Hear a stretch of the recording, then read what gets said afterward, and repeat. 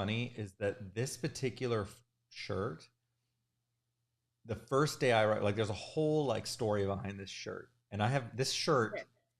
This shirt is like almost is 14 years old. that's Wow. how that's how old this shirt is because I got it when I first started working there, and so Hmm. hey Mark, how are you?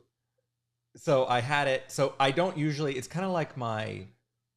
Um, it's kind of like my you know how they always like joke about dads having like that turquoise tuxedo from the 70s. Yeah, yeah, yeah. This is my turquoise tuxedo that I keep in the back. Wow. Is this thing. So I only pull it out for special occasions. So uh hey guys, hey Boofy, DJ,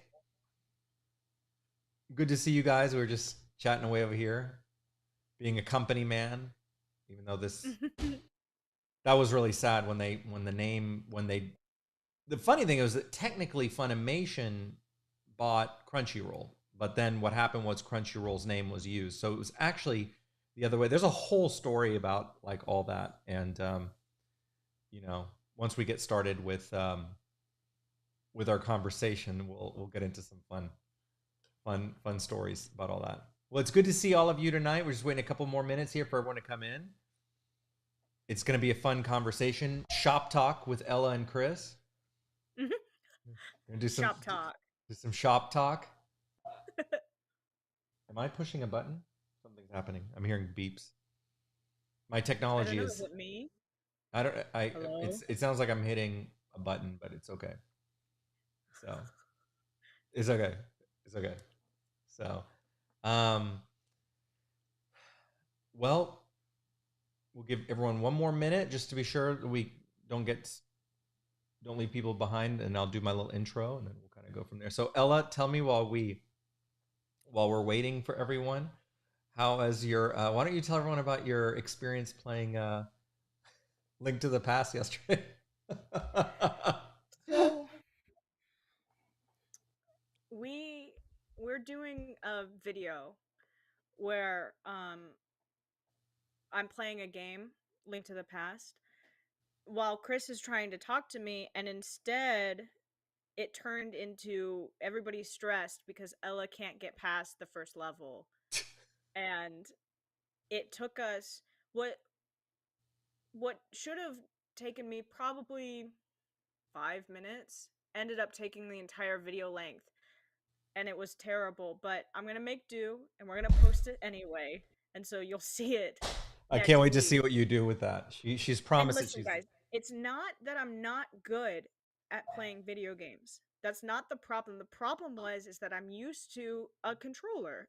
And then That's true. To be I was fair, trying to play it online, and the keyboard key, so to move, it's on the right side, which, like during doing video games, it's the WASD. And so that's what I'm used to. And so then when it flipped it on me, my right hand was suddenly doing all of the movement, and it was terrible.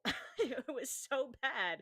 It's like if I played guitar and then you handed me like a left-handed guitar, I'd be like, I can't, like, I know the steps, you know what I mean, but I just couldn't do it right. So you'll see that, and yeah, I'm glad that we got to talk about that. well, it's funny because I knew that that was the like the that you were gonna have a like an issue with that with that because Yeah. because if you don't have the controller, it's a real pain, so I totally get it, with that. So I empathize with you, but let me just close this story out by saying that seeing Ella on the brink of lose, Ella is always so composed and professional. She's always one telling me, like keeping me under control and everything. And to see her like on the verge of melting down, like was just a sight. I don't think I could ever. It was like I watching the eclipse. Like it was something you don't see, you know. I I can't wait to edit that video. I'm so excited. That's I so I awesome. I Well, can't wait. I can't wait to see the result. So anyway, I'll move off that because I know that I don't want to. I want to keep Ella in a good place as we go Gonna start here. boiling. She started boiling over this. Anyways, well, it's great to see everyone tonight. It's a special live stream we're doing. One of the things I like to do whenever we do is not only draw so you guys can see the artwork and have fun with you guys as we design things together and let you guys see the behind the scenes. But also one of my goals is to help like educate you guys on this industries that you love, like the entertainment industry, anime industry. These I've spent 20 something years in those spaces, and for a lot of folks, when I first started my career, there was no one to help me, right? I had to really be resourceful, and it took my career took a very interesting path to get there because I had no one to help me, right? And I had to kind of figure it out myself. And I actually started my career in advertising. And so just a little summary about myself, and then we're going to go into some questions, and I'll be happy to answer them. I have been for the last, like I said, last 20 years, I have been an entertainment executive who's produced and both animated and live action films, books, graphic novels. I ran Funimation's music label. I have raised over $120 million in entertainment investments. I have run New York Times best-selling book teams. So, and in several different. I think I have at least four of those that I was involved with. And it all started my career as a humble graphic designer. Okay, that's where I began my career, and I worked my way up and found my way from advertising into the entertainment industry, ultimately becoming chief operating officer at 3 different companies before deciding to leave and become, found Hero Helix, our little studio here, and run my own media company. So over that time, I executive produced I think 8 movies directly. I oversaw multiple albums, music albums. I can't even think of how many books at this point. But the cool thing about the experience I had was that I got to see everything. When I started at Funimation, it was after I had a small studio in 2005 that we were doing contract animation for video game companies and for TV companies. So we were doing things like assets, graphical assets, animating scenes, things like that. And I had sold that company to my partners. And in that process, I had met the CEO of Funimation over a course of some interesting events that happened. And our conversation led to he wanted to start the originals department at Funimation. And that's where I came on, was to start a whole new department from scratch. And the cool thing about that was that because it was brand new, I was involved in everything from acquiring the intellectual property that we were going to produce animes based on, to putting the funding together, to running the marketing teams, to overseeing distribution, the whole thing. And so that experience, even licensing, music from big bands to come in. One of our biggest ones was for I have some what do you call it? What are these things called? I know they're DVD. What is it called when you bring something? I like props. That's what props.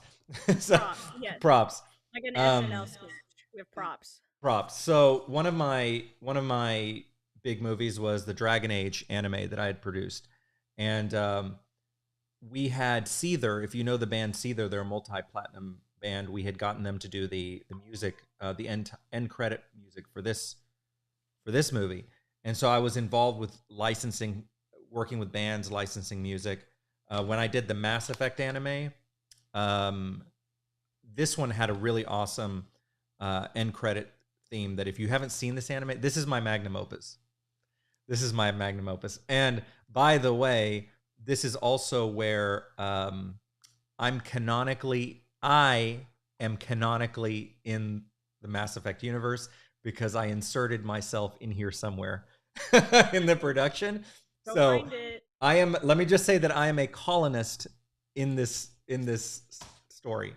Um, so, anyways, that's just a little brief. And not only did I do animated and animated movies, I also did a whole ton of like live action movies. So we had a lot of like family movies. I mean, gosh, there's so many movies that we did.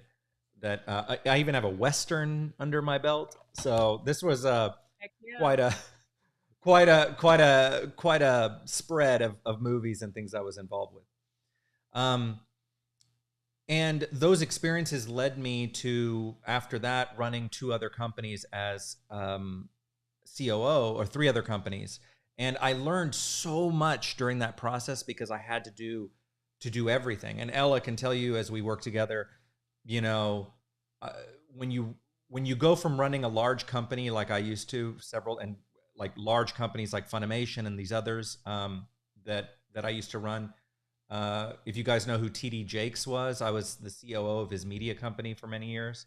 I when you run those kind of large companies, you it's a big change from going to that to a small, tiny studio from scratch, right? Because then you got to do everything. But my experience allowed me to bring all that framework into what we do. So, I not only do the content and create art and write stories, but I'm also in the back end running the our CRM, which is which when you guys get emails from us, all that stuff, our databases and everything. So Ella can tell you that I'm a man of many trades. So I Yeah. try to be an He expert used of a to few. yell at me. He used to yell at me like, "Get the intern to bring me coffee. Get the intern to send the emails." And I'll be like, "What are you talking about? It's just the two of us." That's I'm exactly. just It's kidding. totally on brand. That's exactly what I did. I was like, "Where's my intern?" You're like, "Chris, you are the." And by the way, Chris, you have to take out your own garbage now.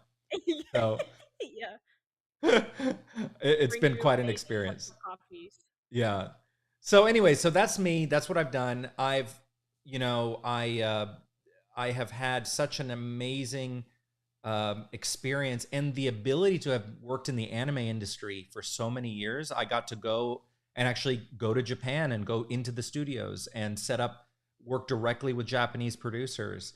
And I had acquired rights before Netflix got into the whole craze of producing live action movies based on anime. Was already on that several years before they started. So we had acquired rights to other anime that we were going to produce live action adaptations on. And I have some just great stories from that period too. So it was such a, like, I look back at that time with a lot of, like, it was very stressful, but at the same time, it was, I look at it with a lot of warmth because um, it was such a unique opportunity that I feel really lucky to have been able to be part of. So, anyways, enough of me talking. This is meant to, give you guys an opportunity to ask questions. And Ella, I know you've got some questions. If you've got questions, put them in the chat, and I will, we'll look as we talk, and I'll answer them. Anything about, careers in anime, how the anime industry works, the movie business, uh, distribute, whatever, publishing, whatever it is. If I don't know the answer directly, I can probably point you to the right place. So Ella, I'll turn it to you now. Well, we've got a good one here. I know that you kind of touched on it. DJ asks, just how long did you work in the anime industry? Like, how many years? So I worked directly in the anime industry for about 6 years, and then and then after that, I was working on projects outside of Funimation. So there were projects that I can't talk about, but that we had put together co-productions with other Japanese companies and had Mm-hmm. done during that period. So, it's never really left me. I've always been involved one way or another. But my Mm-hmm. core period of time that I was in it for was about 6 years, and then after that, I've been on tangential involved in it. So So, like, six really feels like 16, right? I it imagine, like, really every night does. entertainment Because feels a little remember, longer. over that 6 years, we had produced so many movies, and I had produced music albums, and I mean, there was at one point, I think at the height of what I was doing, I think I was producing 3 or 4 movies at one time, and running a new film label. And that was, we were starting up the live action divisions at the same time, and we were doing like family movies too. Like we were, it was a lot. So a lot of life, as I like to say. A lot of life. Well, speaking of that, what was it like going to Japan and setting up the deals for the anime licensing? And this one's question is from Mark. If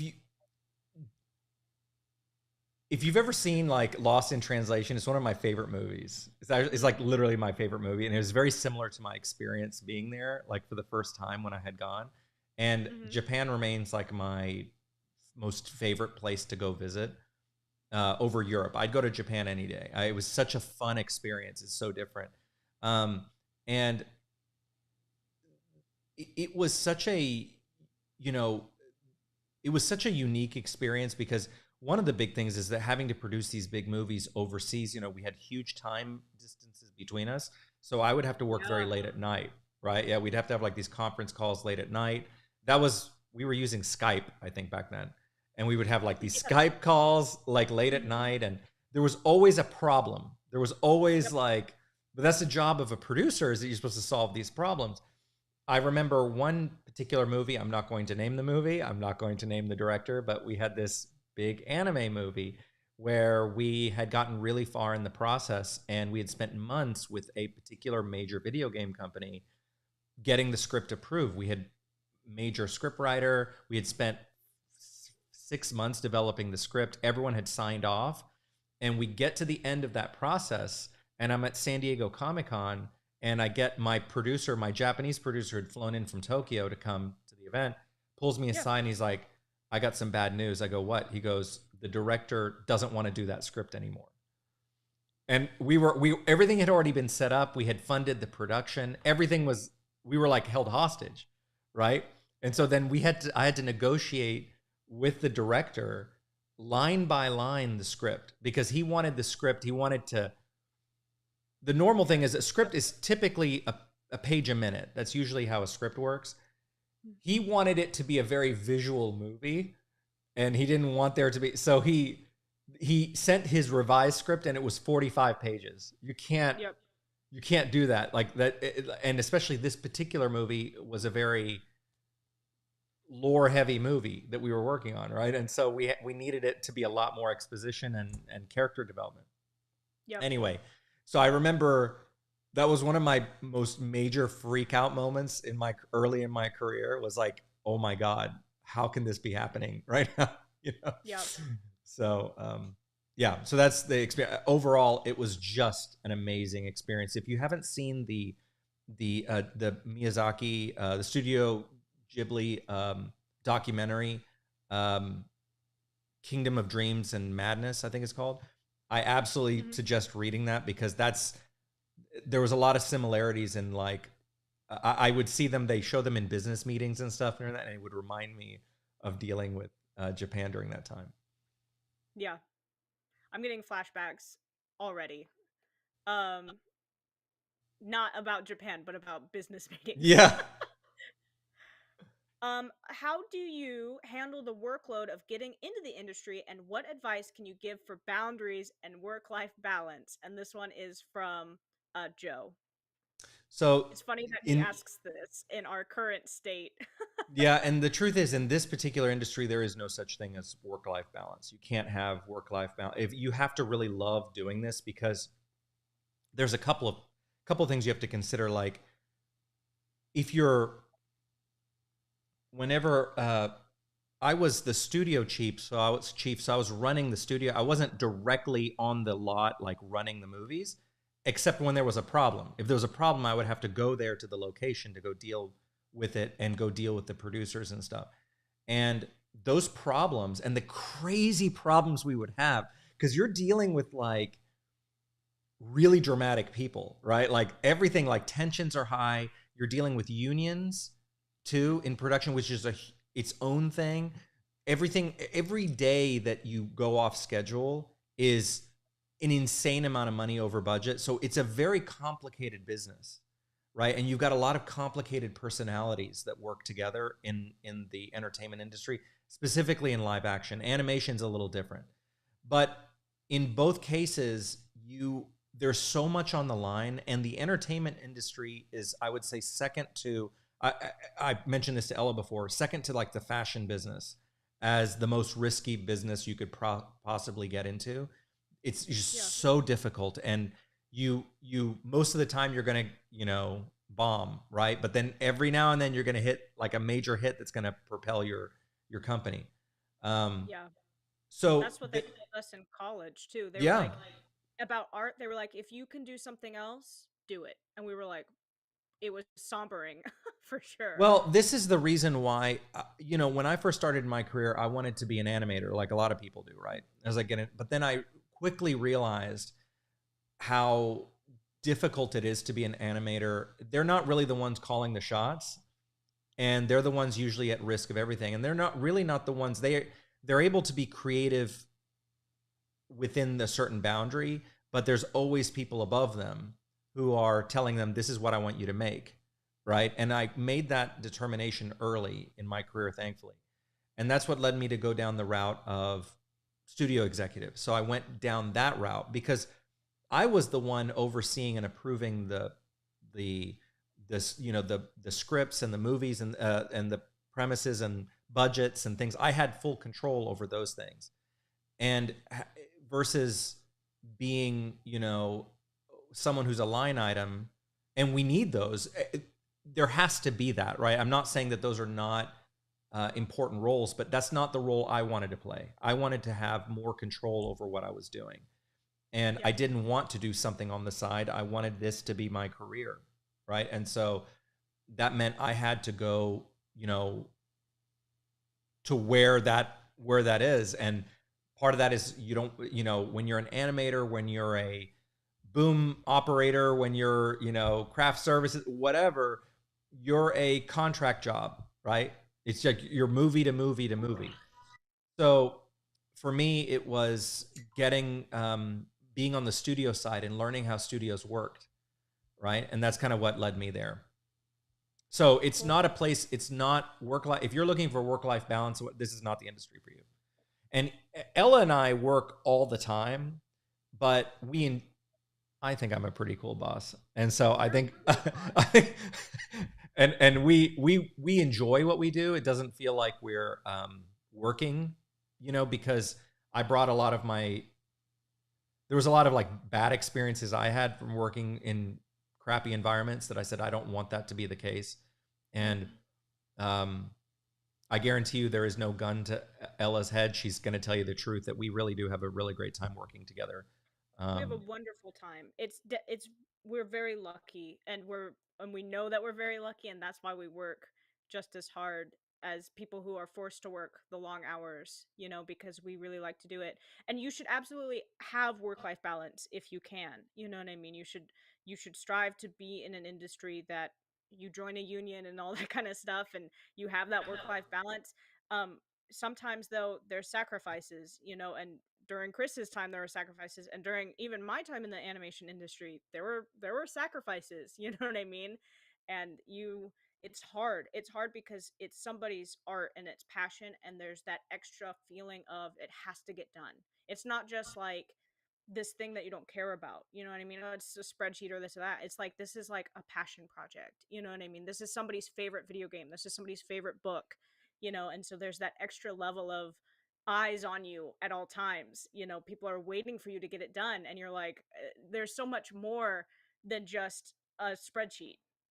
Well, on top of that, you're also dealing with deadlines. Like I mentioned earlier, the expense of the movies, whether they're animated or live action, is a big deal. But also, you have to get the movies out by a certain point, right? So when you put your slate at the beginning of the year, like slipping a week can actually be a huge deal.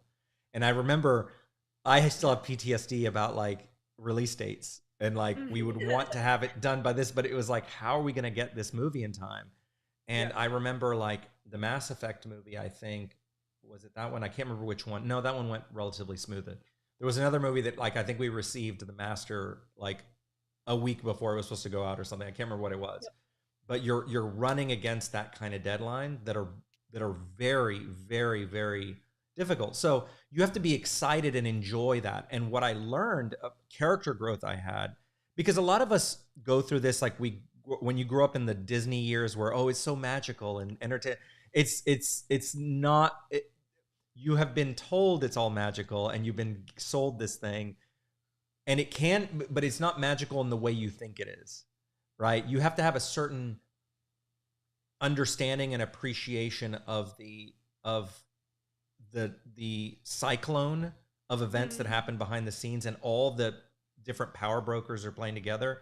And if you can come, the character growth I had during that period was learning to love solving problems. Yeah. And learning to be the center of the storm. And I had to learn to be like, I am the eye of the storm. Yep. And I think I've gotten pretty good at like when it's like, you know, like I'm just in the center, just be the center of the storm and let things go. And I learned all that being in this very chaotic business. Yeah. Well, we've got a couple more questions here, so I'm gonna pose them to you a little bit faster. Um, JTunes asks, do you think there's still room for upcoming artists in the anime industry? In the anime industry, so the anime industry is a very tricky space because it's it's still very niche, even though it's more mainstream now. It's very niche, and what I mean by that is that when you work for an anime company like, and there's only a couple really who are like US based, you know, like Crunchyroll for example, you'd work for someone like them. um, there's not a lot of opportunities now. They're so rare. That's why I was talking about how fortunate I felt I was at the time to be able to be involved in anime production. It's not impossible, it's just very rare and very difficult because of how small it is and how controlled it is. um, I'm a big proponent of, if you have a vision in your mind, you're like, I want to go be an anime producer or whatever, it's absolutely possible. You know, I proved it. I was able to do it myself. Um, but you have to come at it from a standpoint, from the standpoint of understanding how rare it is, and you have to be willing to um, you have to you have to be willing to like grind through that to find that, you know, that opportunity and connect with people. You know, I can't tell you how many connections and people I've had to meet over the years for everything to work out the way that I wanted it to. And it also depends on what you want to do. For example, if you want to be an artist on the marketing side, for example, that's a lot easier, right? Because you could work for Crunchyroll and do work in their marketing department and their brand management, right? And you can be part of their marketing department or their, you know, at Funimation. I don't know if Crunchyroll. I'm sure Crunchyroll has this. When I was at Funimation, we had a trailers department, right? And it was actually a really cool department. We had these amazing editors in there who would cut these really cool trailers. It was such a cool department to be part of. So you can be creative in different ways. You don't necessarily have to be part of the production itself. You can be part of the creativity involved in marketing the series as well. So I would say that just like anime, just like entertainment in general nowadays, that has really gone through a very rough time. When I was in the business, it was in anime in particular, it was streaming was just like brand new. It was not even like what it is now. Netflix was still mainly DVD delivery service. You could go to Best Buy and there were like shelves upon shelves of anime. Like it was a big deal. And the streaming business has turned the whole entertainment industry upside down and has made it a lot harder for movies to make money. Believe it or not, if you understand the economics of how movies make money and TV shows make money, it's a lot harder now than it used to be. That's why shows end really quickly and get buried very quickly.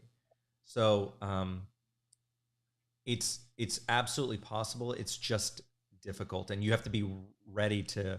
If that's what you want, you got to put your heart into it and go after it. So Yeah. And with like the expansion of YouTube and stuff, there's also always opportunities to create your own space. You Mm. know, um, Chris did. That's what we're doing right now. So, of course, it's That, possible. and that's a really good point, because the truth is that the the internet has done has provided something really amazing, and it's a good and bad thing, right? It's taken down all the gatekeepers, and so anyone can produce content. But the bad side is that anyone can produce content. So that means that anyone can make their own mini studio and do like what we're doing, but you have to fight for the attention of eyeballs. That's why, we complain a lot about the major studios just doing reboots and things, but the reason they do reboots is that they are fighting for the same attention that we are, right? They're fighting the free, content you can watch on YouTube. Why? Hell, I'll be honest with you, I actually laugh more at memes nowadays than I do at movies. Like, I will laugh at a meme. I will get more entertainment out of a meme than I do out of like recent comedy movies. So I don't need to go do that anymore. And it's a shame, because I grew up in a period of, movie magic. That's when I grew up, and when the movies were like a thing and it was important. I grew up in a time of movie stars, and that's changed now. Now we're in an age of influencers, and the movie stars don't carry the weight that they used to. There's probably only like a handful that even matter anymore, like in terms of like carrying a movie. Like Tom Cruise. There's probably Tom Cruise, and I can't even name who's like another major star that would carry a movie nowadays. So, anyways.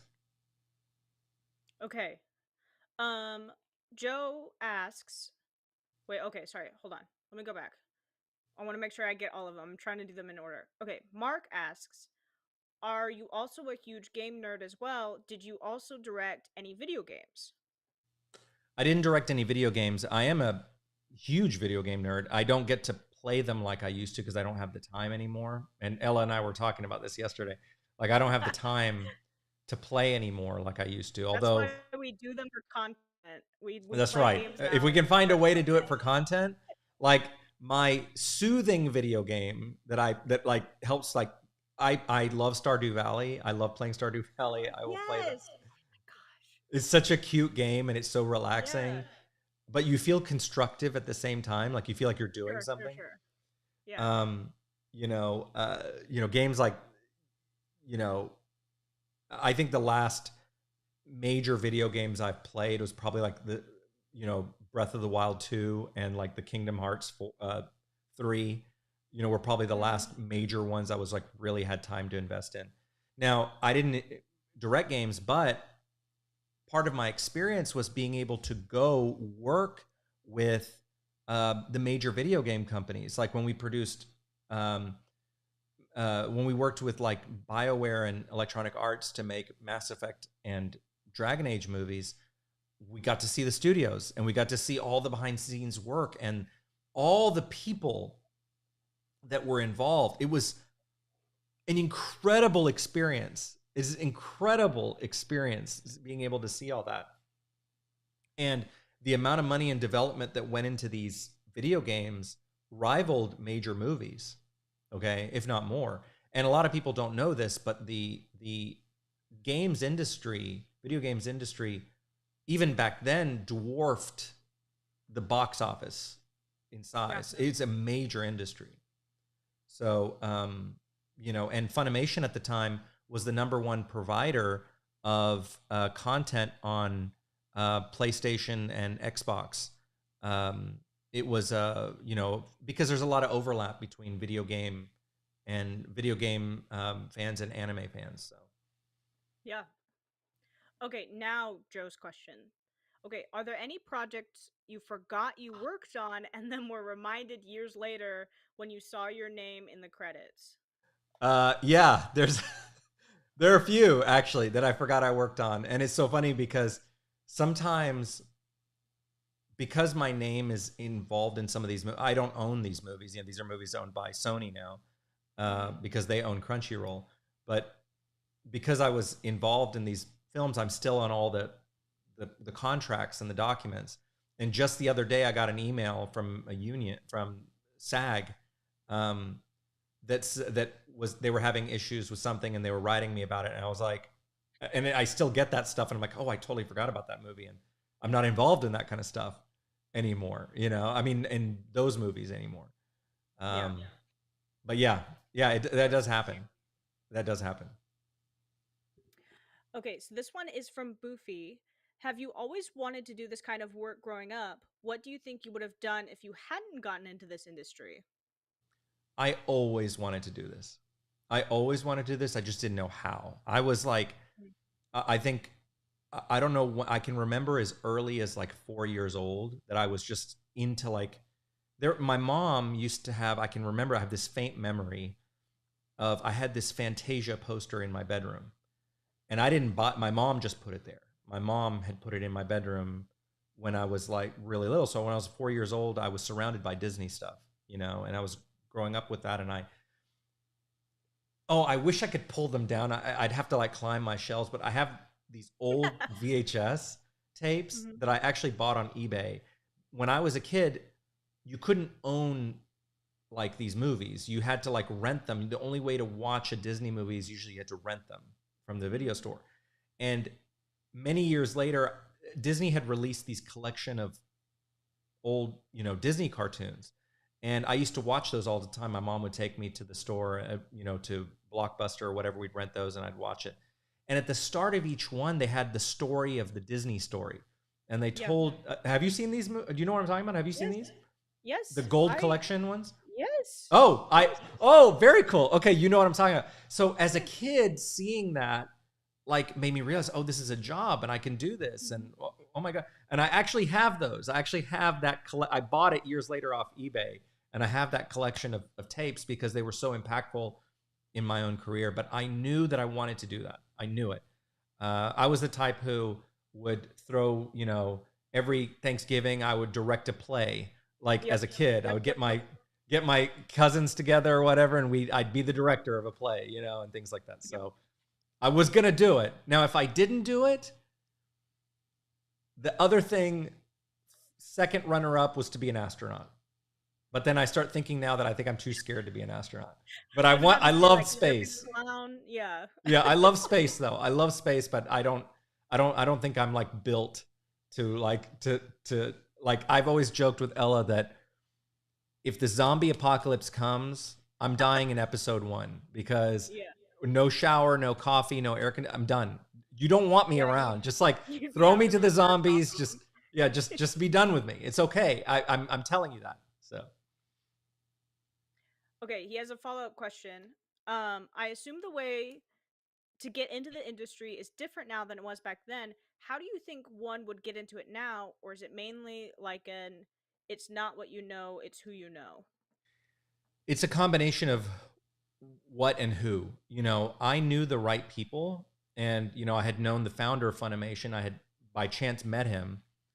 And one of those things was I had met him. The really interesting way that I had met him was I had always had this philosophy of you never know what door opportunity is going to come through, right? Opportunity doesn't make appointments. Like you have to be ready to do it. And you got to be ready, especially in this industry, to have the door slammed in your face so many times. And in fact, I got a change in the attitude that I started collecting rejections like prizes. Every time I got rejected, I was like, one day I'm going to be able to sit here and go, I was rejected this many times. I had this very particular moment with this particular film company, and it's a very famous film company. I'm not going to say who they are. But when I was doing the Cause Effect webcomic many years ago, that some of you guys know, I was approached by this big entertainment company to come and pitch it to them.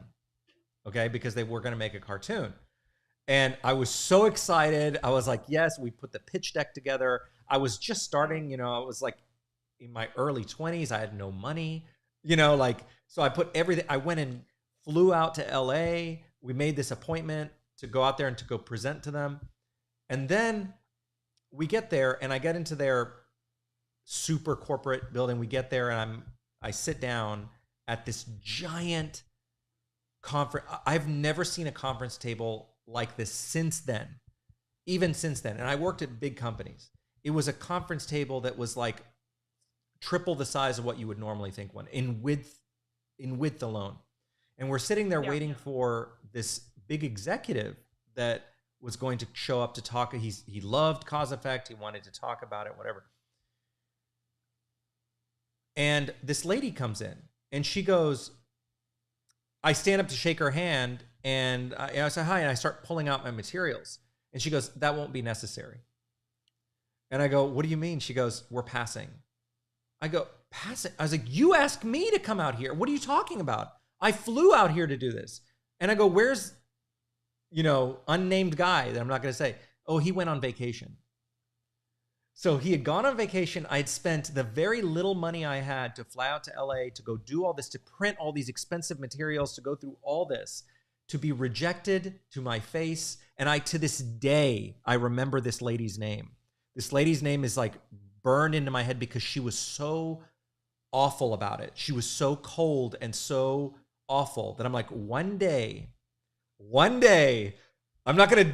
One day you're gonna be writing me, and you're gonna want to have a meeting with me. I was like, you just wait. One day that's gonna happen.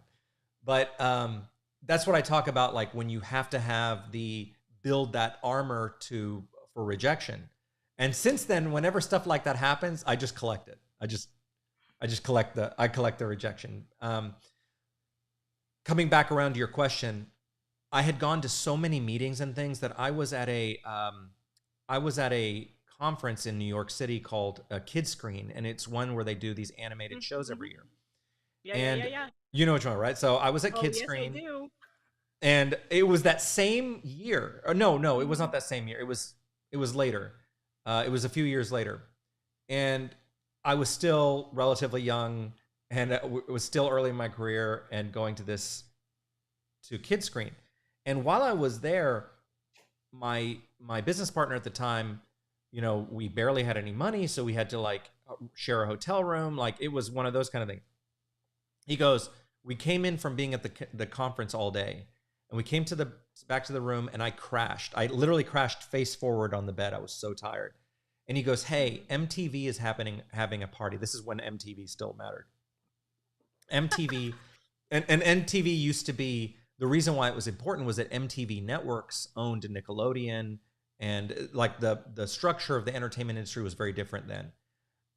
So you know, so I had collapsed on the bed. He goes, MTV's having a party, and I go, I don't want to go to this party. I don't, you know. And then some voice inside me said, get your ass up and go to this party. I go, you are here. When you get back to um, Austin, you can sleep all you want, but you're here for this, and you got to go to this party. And I was like, I went to this party, and a chain of events happened because of that party that led me to meet the CEO of Funimation, who to this day is a dear friend of mine and a mentor, an important mentor of mine. And I learned so much from him. He very much um, shaped me professionally. And it was because I showed up to everything. I accepted every phone call. I went to every, I didn't care who the person was, even if it was someone who was not related to the entertainment industry. In fact, the people that I had met in my experience, in my journey through like the advertising business, had ultimately set up the pieces that I would end up meeting Gen Fukunaga, the founder of Funimation. And had I not met those people, if I had taken the attitude of, oh, well, you're not in entertainment, I don't want to waste my time on you. If I had taken that attitude, events would have played out very differently. In fact, if I had not gone to that party, my whole life would be dramatically different today. Like I'm talking like, who knows, you and I probably wouldn't even be speaking right now had I not gone to that one party. Yeah. So my biggest advice to you is that you have to, and especially, it's not just this, it's anything that you're passionate about, any dream that you have that you want to accomplish, you have to leave the door open for the opportunity to come in. And that means opening every door, right? And every window, open it all, because it's going to come in from somewhere. Okay, we have time for just a couple more here. So I think maybe two more. And then if we don't get to your question, Hold on to them. I'm sure we will. Chris has much more to talk about, many more stories than Yeah, that. we're So don't happy to forget. if you guys if you enjoyed this and you want to learn more, we can do more career talks like this. Yeah, I'm or happy put to them do in them. the comments, and we'll give a little answer, or Yeah, maybe put up shorts about them. You know what I yeah, mean? If you have a that's a good comment, idea. um, let like if you have any more questions, seriously, comment them, and we'll make shorts out of them, and we'll answer the questions. So, okay, a couple more. J Tunes asks, did you have an artist you looked up to as we look up to you? Stop it, J Tunes. I look up to you. You're the one who's producing so much stuff. You're putting me to shame. Um, there are so many artists that I look up to. I actually started listing them on the Flux Destiny website under hold on, let me get to my artist list. Um, I can't name one in particular, but I can name multiple ones. And I actually wrote some of my people who inspired me. Um, obviously, Walt Disney is less of an artist, but more of a producer. Um, uh, you know, um, if you look at some, oh, I loved, and some of these are studios that I appreciate, right? So it's going to be a number of different like artworks. Loved Capcom and its work on Mega Man really affected me. I can see a lot of Mega Man in the work that I do today, in the way I design. Obviously, when you look at things like, a Studio Trigger, who's a famous anime studio, Gainax, another famous one. Um, I would say that when we look at like manga creators, like um, you know Horikoshi from My Hero Academia, Hiromu Arakawa from Full Metal Alchemist. These are you know these are artists who've had like major impacts and studios that have had major impacts on me. So I just keep adding to my list. It's hard to say like one of many because it's like I feel like my work is a collection of inspirations from different sources.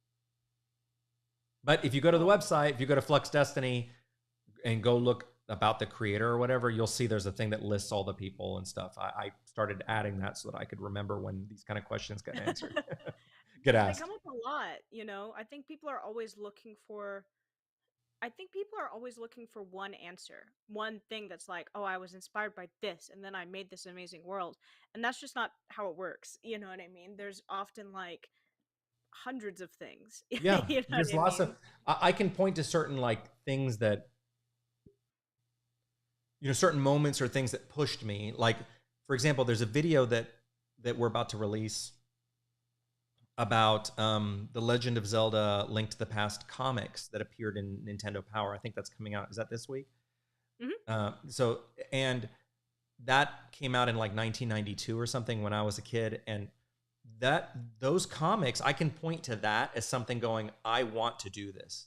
That's what made me want to create graphic novels. Was that and the Mario Brothers comics, and we did 2 videos on that, and those are what led me to want to do that one day. Or looking at Walt Disney and his story and to be a producer, is what or looking at famous manga creators and seeing the worlds they created. So the different aspects from different things I brought depending on what I needed inspiration for. Okay, last question. This one might be a bit tricky. But Jess asks, how many times were you rejected and how many times were people wrong? So that might be a little bit of a tricky uh one to answer. I mean, I have been rejected. I have been rejected. I can't even count how many times. Like it's I've been rejected, and it depends on what context you're talking about. Like if you're, I have been rejected so many times on so many different levels on things, but it kept me going. But those rejections led me to where I needed to go. Right. I think it was even like I was reading when I was watching J.K. Rowling's story of how Harry Potter had come to be published. I think that if I remember, I could be wrong in the number of times her manuscript got rejected. I think it had been rejected like at least 7 times. Yeah. 7 to 11 times. There was a number, and it was the small publisher that picked her up and went with it.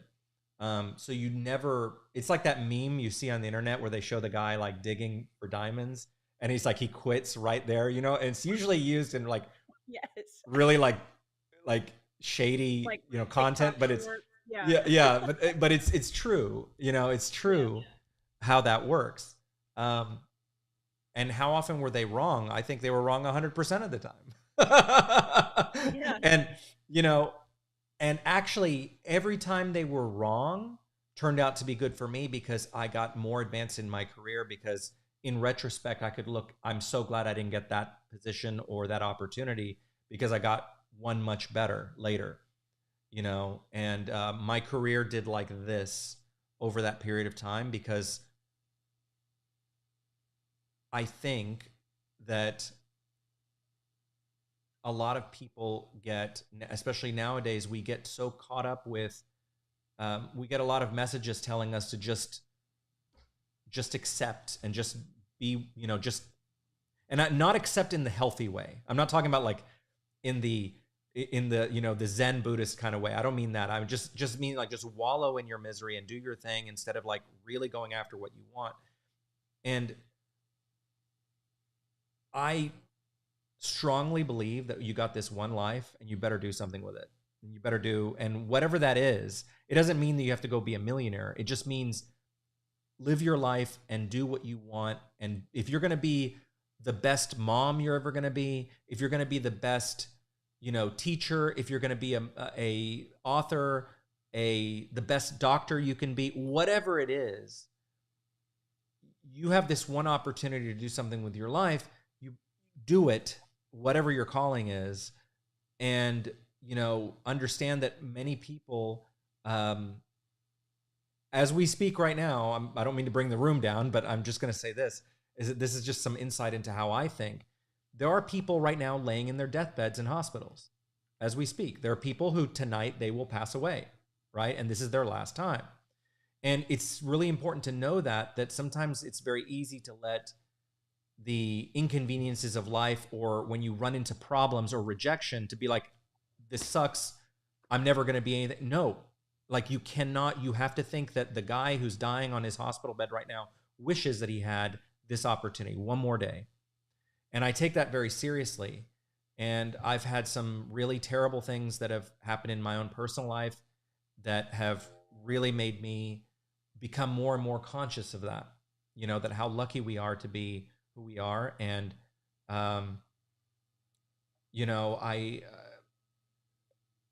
that's why that rejection question, when I get asked it, I was able to flip the script on it and turn it into something that empowered me. Because instead of being like, oh, I suck and I'm horrible and, I'm not creative and I'm an idiot. No, I was like, you are going to regret this.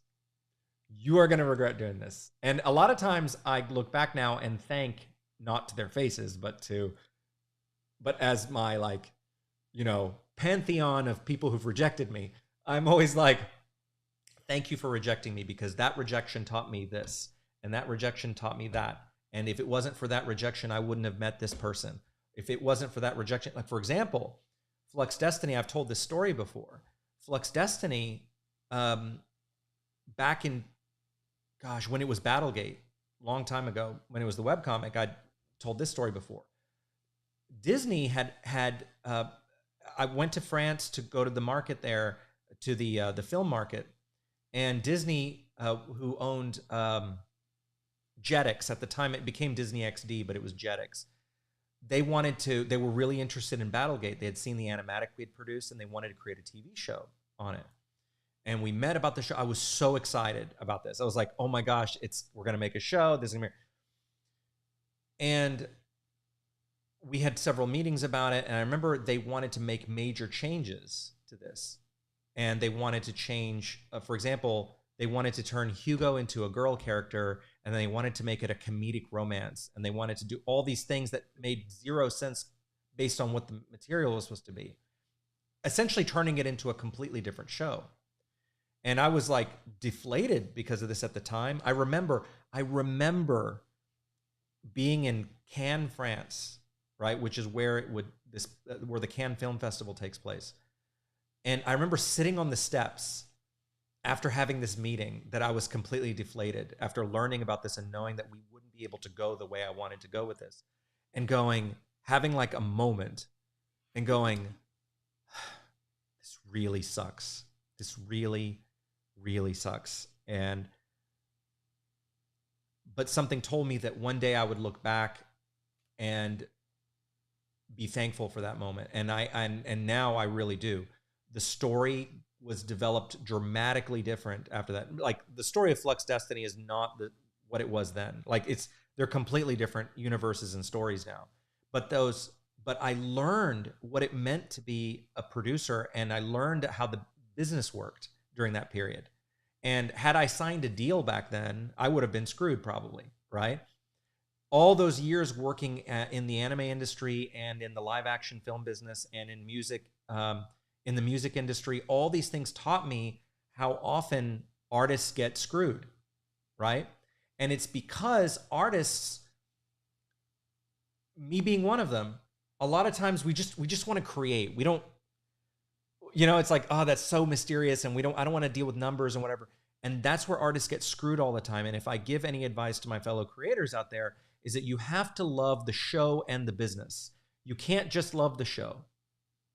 You got to love the business if you want to be successful in this. And I credit that to the success I've had in my career, was learning to appreciate both ends, the show and the business side of it.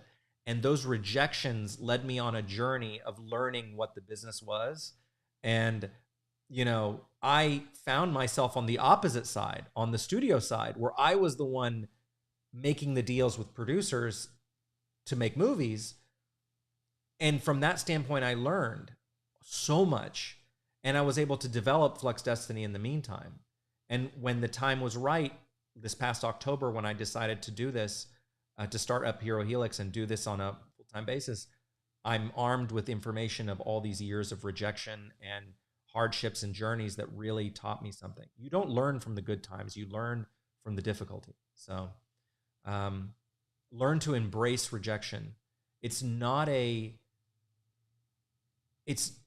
about you. It's not about you. Sometimes it's just not what someone needed at that moment. It's not always personal, right? And that's what I learned too. It's like, you got to stop taking rejections as personal. They're not necessarily personal. Sometimes, and I learned that being a studio executive, I had to turn down many movies. And it wasn't because they weren't good or the filmmakers weren't talented or whatever. The irony was I found myself on the rejecting side. And I learned from being on the shoe, being on the other foot, that the studio has certain needs, right? It's a business. It wants to produce certain movies and do certain things. So I learned that. So embrace rejection and embrace difficulty, because that's what's going to make you grow and be a stronger person. And it sounds cliche, but it's true. I guess it's cliche because it's true. So Yeah. Well, thanks, Chris. This was awesome. This was so much fun. I know that we didn't get to everybody's questions. Please, if you have questions, put them in the comments of this video once it, resets after the live, and we'll try to get to them, or we'll save them for next time, because we'll probably do this many more times, many more times as Flux Destiny, continues on. And we get new stories and new rejections, because we're already getting those now, So, well, treasure your rejections. They're your trophies. You got to have, it's like, you know what rejections are like? I'll end with this. Do you know whenever you see like cool anime characters and they've got like the scar, and it's like, oh, they're so cool because that your rejections are your cool scars that you get. Okay, because one day you're going to be able to go, that was the battle I went through. That was the rejection I faced, whatever. You have to look at it as your badge of honor, because it also represents that you took the risk to try. Because there are so many people who don't even try, because there's that famous saying, if you don't ask, the answer is no. And there's nothing more true than that, right? Go and try. Go try to do something. So, if you want something, whatever it is, you have a choice whether to try it, or or to sit in the sideline and one day be looking back going, wow, I didn't even give that a shot, and now that sucks. So thank you guys so much. Ella, thank you. As always, it's always fun to do these lives with you. I hope you guys found that helpful. Like Ella said, when the live stream's done, if you have more questions or if you want us to do more of these like career-based ones, put them in the comments, of the video, and we'll do more of these. I always enjoy, because I hated, as when I was younger, not having someone to guide me and give me some advice, and I hope that I'm able to to help you guys in any little way that I can. So hope you guys have a great, awesome evening. We got some awesome surprises this week that are coming out. We are like very excited, very, very excited. I know we've been teasing it. If you are not on the Patreon, you're gonna want to be. That's Yes, all I will say. That's right. Absolutely. All right, guys. Have a great night, and we will see you in the fandom. Good night.